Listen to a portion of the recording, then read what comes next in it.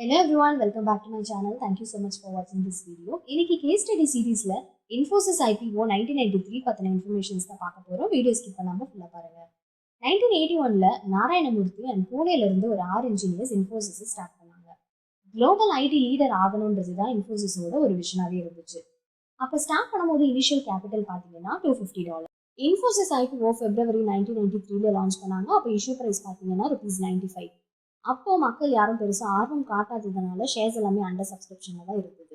அந்த டைம் தான் Morgan Stanley 13% of the ஸ்டேக்கை பர்ச்சேஸ் பண்ணிக்கிட்டாங்க. அது ஐபிஓக்கு ரொம்ப பெரிய லைஃப் சேவராகவே இருந்துச்சு.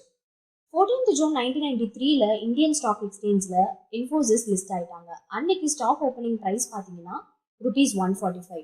இஷ்யூ ப்ரைஸ் 95ல இருந்து லிஸ்டிங் ப்ரைஸ் 145 வரைக்கும் இன்க்ரீஸ் ஆயிருந்தது. அதனால ஷேர் ஹோல்டர்ஸ் எல்லாருக்குமே கெயின் கிடைச்சது. இன்ஃபோசிஸ் நிறைய போனஸ் அண்ட் ஸ்டாக் ஸ்பிளிட்டும் அவங்க ஷேர் ஹோல்டர்ஸ்க்கு இஷ்யூ பண்ணாங்க.